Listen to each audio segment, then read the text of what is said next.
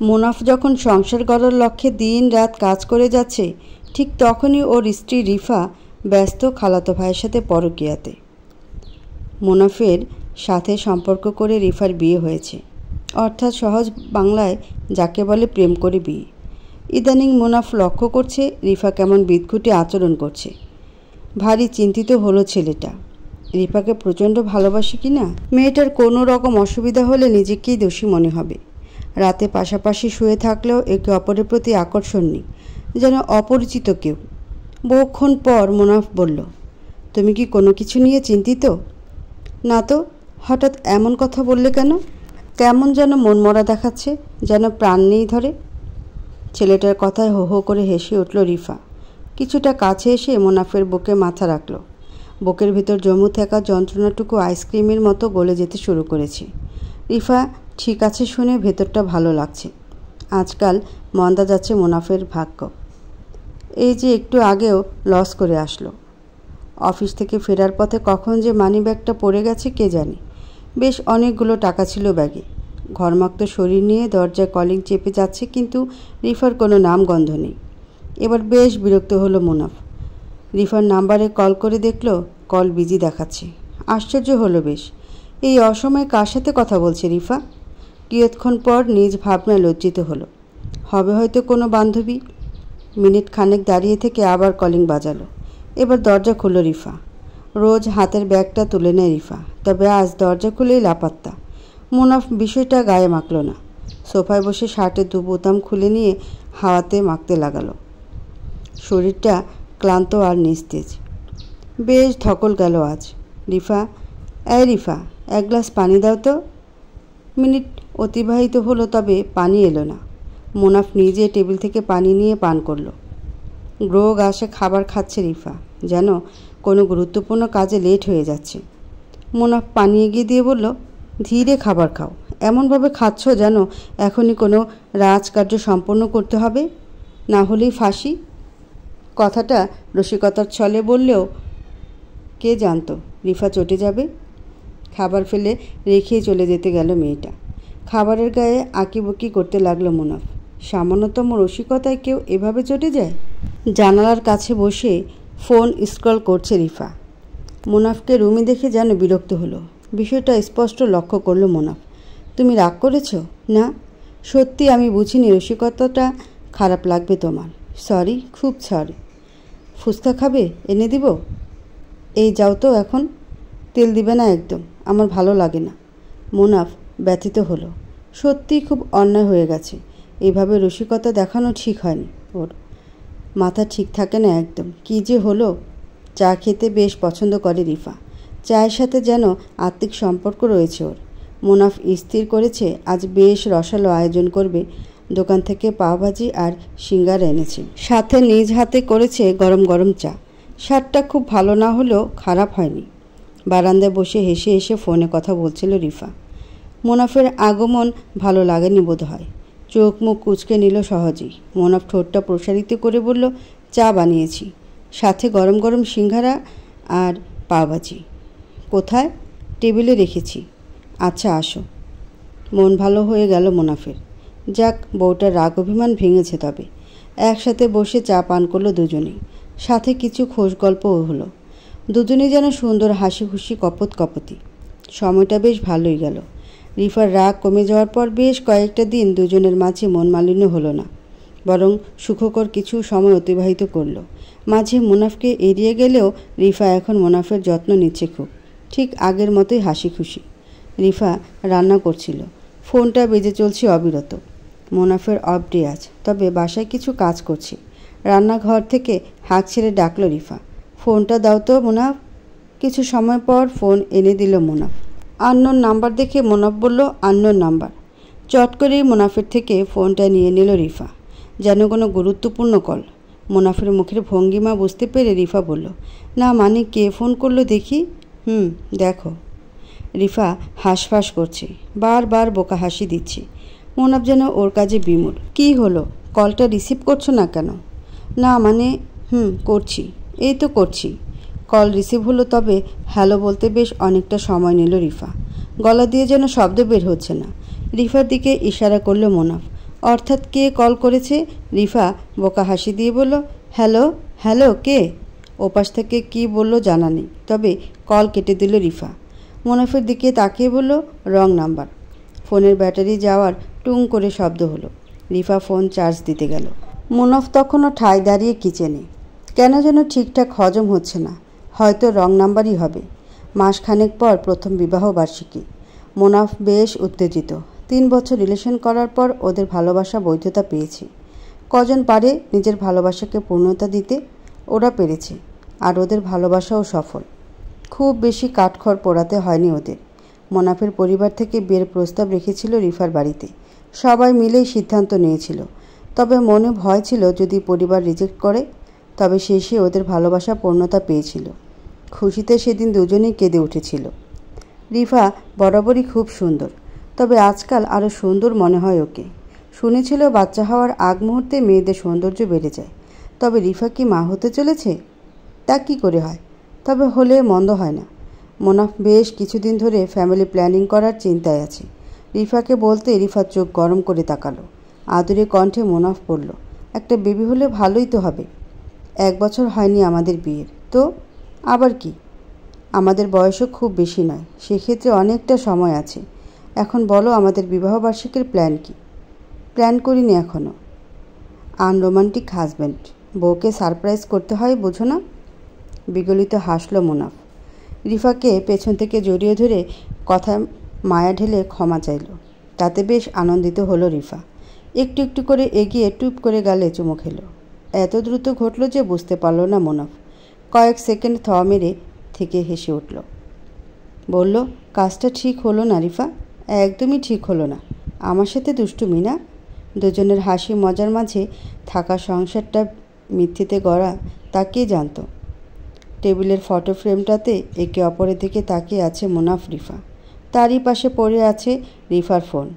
অন্য রুমে হাসি খুশিতে মেতে আছে মুনাফ রিফা।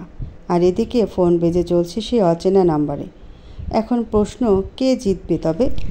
বেশ জমকালোভাবে বিবাহবার্ষিকী উদযাপন করল মুনাফ রিফা। মেয়েটার ভালোবাসায় মুনাফ নিজেকে সব থেকে লাকি মনে করে। হাসি মজা আর খুনসিটি দিয়ে একসাথে ডিনার করে বাসায় আসলো দুজনেই। মুনাফের ইচ্ছা ছিল রিফাকে বড় কিছু একটা গিফট দেওয়া, তবে টাকা ছিল না বেশি। ছেলেটা দীর্ঘশ্বাস ফেলে পাশ ফিরতেই দেখল রিফা ফোনে মুখ গুজে আছে। মুনাফ বলল, আজকেও ফোন? তোমাকে তো সময় দিয়েছি, তাই না? কেমন কথা এটা, সময় দিয়েছ মানে? রিফা পাশ ফিরে তাকায়। মুনাফের চোখে মুখে কেমন বিরক্ত। এই দৃশ্য দেখে খেপে যায় রিফা। মুনাফের সাথে কথা কাটাকাটি হয়। মুনাফ হতবাক প্রায়। কি এমন বলেছে যে এমন আচরণ করতে হবে? রিফা অন্য রুমে চলে গেল। মুনাফ পিছু ডাকলো, শুনল না। রিফার মন খারাপ করে দিয়েছে ভেবে বড্ড খারাপ লাগলো মুনাফের। অন্য রুমে গিয়ে রিফাত হাত ধরে বলল, সরি রিফা, আসলে আমি একটু বেশিই বলে ফেলেছি। আসো ওই রুমে চলো। এই যাও তো, ভালো লাগছে না আমার। প্লিজ রিফা, বললাম তো, যাও। দেখো রিফা, আমি আর এমন করব না। ধপ করেই শোয়া থেকে উঠে বসল রিফা। চোখ থেকে জ্বলন্ত আগুন বের হচ্ছে যেন। মুনাফ এক দৃষ্টিতে তাকিয়ে রইল। রিফা বলল, আর একবার এমন করলে ডিভোর্স দিয়ে দিব আমি, কথাটা মাথায় রেখো। রিফার মুখ থেকে এমন কথা শুনে বুকের ভিতর ছ্যাদ করে উঠল মুনাফের। 2 পা পিছিয়ে গেল। রিফা তখনও ফোঁস করছে। মুনাফ অনুভব করল এক বিশাল ঝড়। রিফার দিকে এগুতে গিয়েও পারল না এগোতে। সারা রাত ঘুম হয়নি মুনাফের। কাল রাতের ঘটনা ওকে এলোমেলো করে দিয়েছে। ভালো লাগছে না কিছুই। মুনাফ কতবার পাশের রুমে উকি দিয়েছে তার হিসেব নেই। বুকটা কেমন শূন্যতায় ভরে গেছে।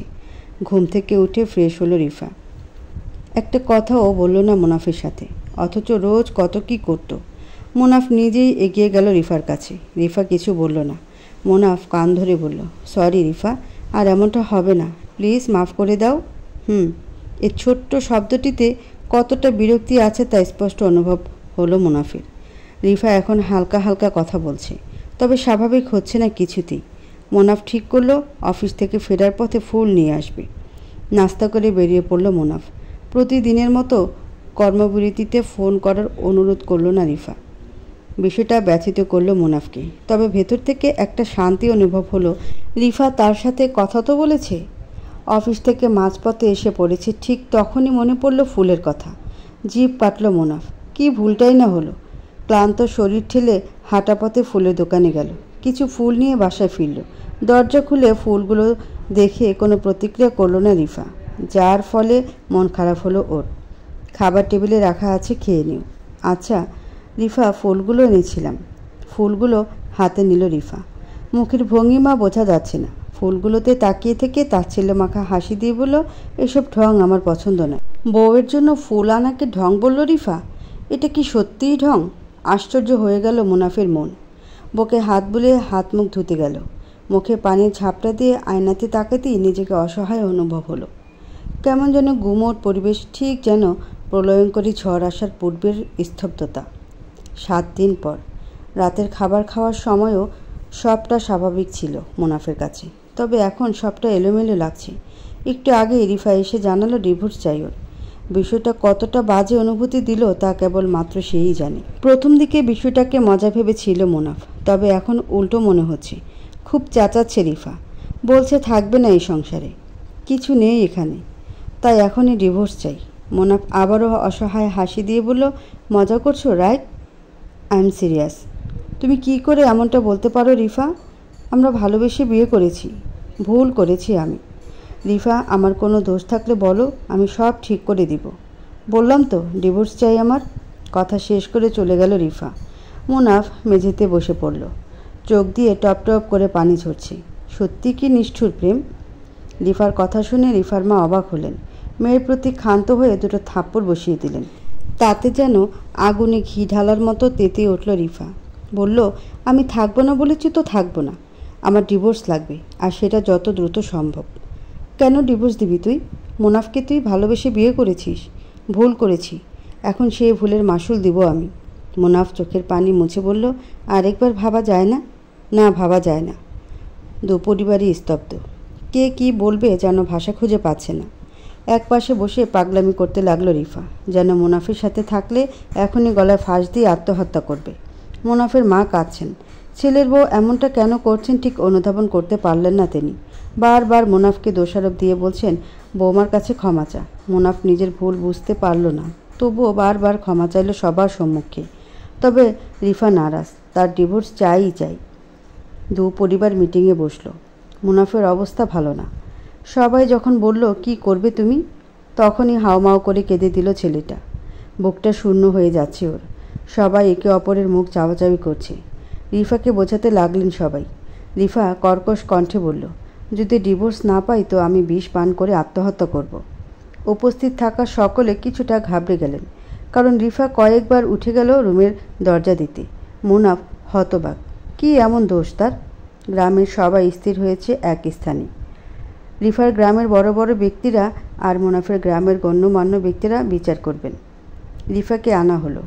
মুনাফ আগে থেকেই সেখানে বসেছিল। রিফার দিকে মায়ার দৃষ্টিতে তাকালো, তবে রিফার চোখে মুখে তাচ্ছিল্য। চেয়ারম্যান বললেন, তোমরা তো ভালোবেসে বিয়ে করেছো, তাহলে এখন ডিভোর্স চাও কেন? কারণ আমি ভুল করেছি, ওর সাথে থাকতে চাই না আমি। রিফা বলল, আর তুমি? মুনাফকে উদ্দেশ্য করে কথাটা বললেন চেয়ারম্যান। কয়েক ফালি দীর্ঘশ্বাস ফেলে মুনাফ বলল, আমি ডিভোর্স চাই না। কথাটা বলা মাত্র কোমর থেকে ছোট ছুরি বের করে রিফা বলল, ডিভোর্স না পেলে আমি এই মুহূর্তে আমার হাতের রগ কেটে ফেলব। সকলে আতঙ্কগ্রস্ত। কয়েকজন মহিলা রিফার থেকে ছুরি নিয়ে এলেন। ইতিমধ্যে চেয়ারম্যান বসা থেকে উঠে দাঁড়িয়েছেন। তিনি বুঝে গেছেন এদের ডিভোর্স না হলে রক্তারক্তি হবেই। মুনাফ নিজেও এখন সিদ্ধান্ত নিয়েছে রিফা যা চাইবে তাই হবে, তবে ভেতরটা চাইছে না সেটা। চেয়ারম্যান সবার সাথে আলোচনা করে বললেন, এভাবে তো সংসার হবে না। কত ভেজাল হচ্ছে দেখতেই পাচ্ছেন সবাই। তাছাড়া কাউকে সংসার করার জন্য জোরাজুরি করার অধিকারও আমাদের নেই। এখন সিদ্ধান্ত হলো দুজনের ডিভোর্স করিয়ে দেওয়া। রিফার ঠোঁটের কোণে হাসি, আর মুনাফের চোখের কার্নিশে জল। মিথ্যে ভালোবাসার মায়ায় পড়ে বিসর্জন দিচ্ছে মূল্যবান অশ্রু জল। ডিভোর্সের দিন প্রচণ্ড কান্না পাচ্ছে মুনাফের, অথচ রিফার মুখে লেগে আছে 32 দাঁতের হাসি। মুনাফ নিজের ভালোবাসা রক্ষার্থে শেষবারের মতো এগিয়ে যায় এক ব্যর্থ চেষ্টায়। রিফার হাত দুটো বুকে চেপে ধরে বলে, রিফা, আমাকে ছেড়ে থাকতে পারবে তুমি? আমি তোমাকে খুব ভালোবাসি। কি আছে তোর? না আছে টাকা, আর না দেখতে ভালো। কথাটা কতটা অপমানজনক তা বলার বাহিরে। মুনাফের রাগ হলো খুব। নিজের প্রতি আর রিফার প্রতি। ইচ্ছে হলো রিফাকে সাথে নিয়েই মরে যেতে। হাজারো কষ্ট নিয়ে মোনাফ বলল, জামাই হারালে জামাই পাবা, তবে এই যে আমি মোনাফ নামক মানুষটাকে আর পাবা না। ভালো থেকেও ভালোবাসার মানুষ হিসেবে এটাই চাইব, তবে প্রতারণার জন্য আমার অভিশাপ রইল, কখনো সুখী হবা না তুমি। টাকা থাকলে সুখের অভাব হয় না, টাকা দিয়ে সুখ কিনতে পারবো। রিফার কথাতে তাচ্ছিল্য হাসল মোনাফ। কষ্ট হচ্ছে খুব, তবে ভাগ্য যে ওর সাথে নেই। আফসোস, ভুল মানুষকে ভালোবেসেছে ও। ডিভোর্স পেপারে সাইন করার পূর্বে মোনাফ বলল, আল্লাহ যেন তোমার আগে আমার মরণ না দেয়, আমি যেন তোমার পতন দেখে তারপরে মরতে পারি। এখন আমি 32 লাখ টাকার মালিক। ম্যাডাম ডাকবি, বুঝছিস? ম্যাডাম ডাকবি, ফকিনের বাচ্চা। আরে বেইমান, আমি 30 বিঘা জমির মালিক, কম করে হলেও 2 কোটি টাকার মালিক। তুই বুঝলি না সেটা? ওটা তো তোর মা বাবার জমি, তোর কিছুই নেই। বেইমান, যা চলে যা তুই, চাই না তোর মিথ্যে ভালোবাসা। তাচ্ছিল্য হাসল রিফা।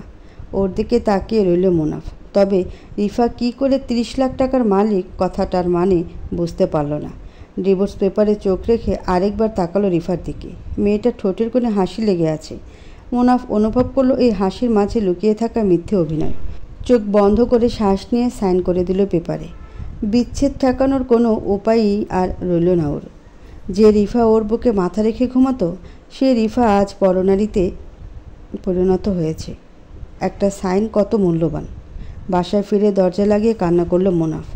পুরো ঘরময় ছড়িয়ে আছে রিফার স্মৃতি, ভালোবাসার কত শত মিষ্টি কাহিনী, অথচ এগুলো সব নাকি মিথ্যে।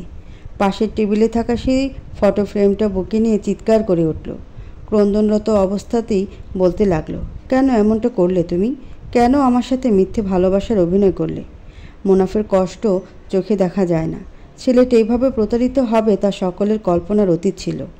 ওর মাথায় হাত বুলিয়ে চলে গেল সকল বন্ধুরা। সান্ত্বনা দেওয়ার ভাষা নেই কারুই। তবে একটা কথা সত্য নজিরবিহীন, ঘটনার সাক্ষী হলো সকলেই। নিষ্ঠুর সেই ঘটনা। খাবার পড়ে আছে, তবে খাবার মুখে তুলল না মোনাফ।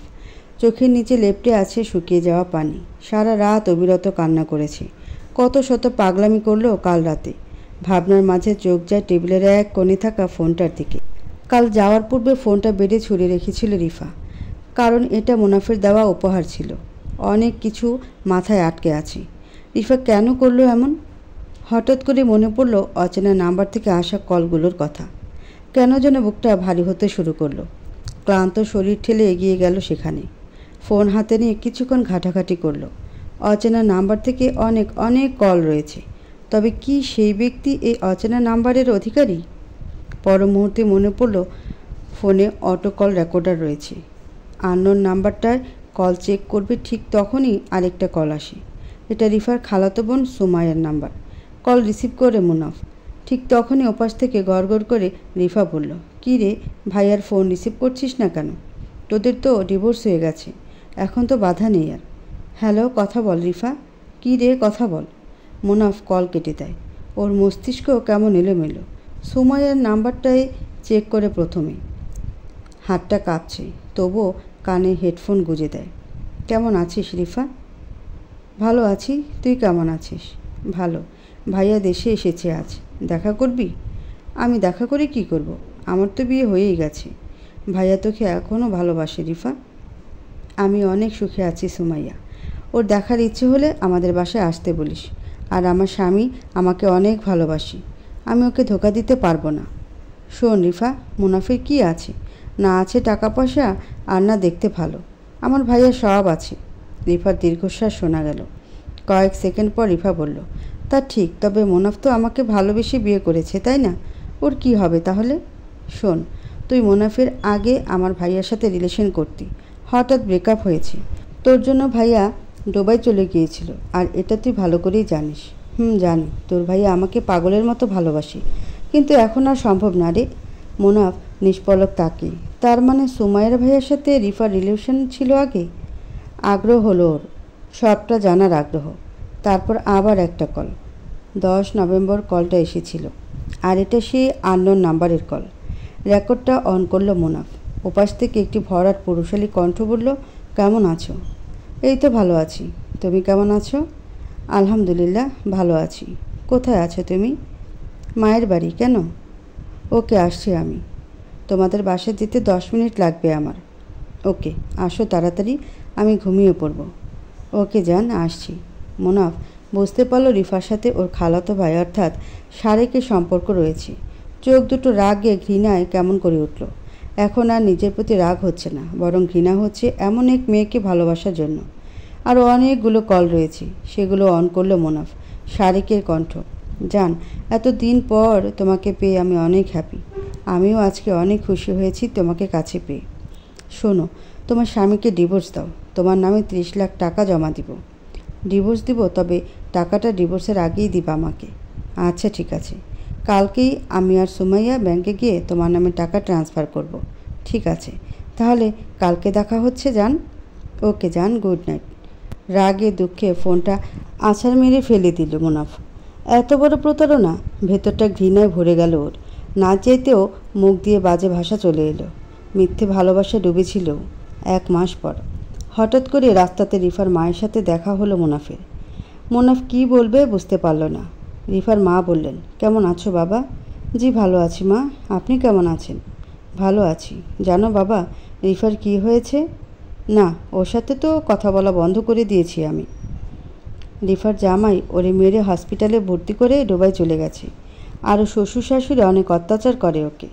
ভদ্র মহিলার কথা তীব্র হতাশ আর করুণ ব্যথা। মুনাফ বলল, আলহামদুলিল্লাহ, আল্লাহ আমার মোনাজাত কবুল করেছেন। আল্লাহ, ওনার কাছে লাখ লাখ শুক্রিয়া। এটা কেমন কথা বললে বাবা? ও না আগে তোমার বউ ছিল? মা, আপনি তো সবটাই জানেন। আজ আমি প্রায় 3 কোটি টাকার মালিক। আমার বাবা আমার নামে সব লিখে দিয়েছেন। আর রিফা মাত্র 30 লাখ টাকার জন্য আমাকে ছেড়ে গেল। নেক্সট টাইম ওর কথা আমাকে আর বলিয়েন না প্লিজ। মুনাফের কথায় মাথা নিচু করে নিলেন তিনি। মেয়ের কর্মকাণ্ডে সকলের কাছে ধিক্কার পেয়েছেন। আর মুনাফ তো স্বয়ং ভুক্তভোগী। মলিন মুখে বললেন, আচ্ছা বাবা, ভালো থেকো। জি মা। বিদায় জানিয়ে চলে এলো মুনাফ। আজ বহুদিন পর চোখে মুখে তৃপ্তির হাসি, যে হাসির মানে একটাই, মিথ্যে তোর ভালোবাসা, মিথ্যে তোর জীবন।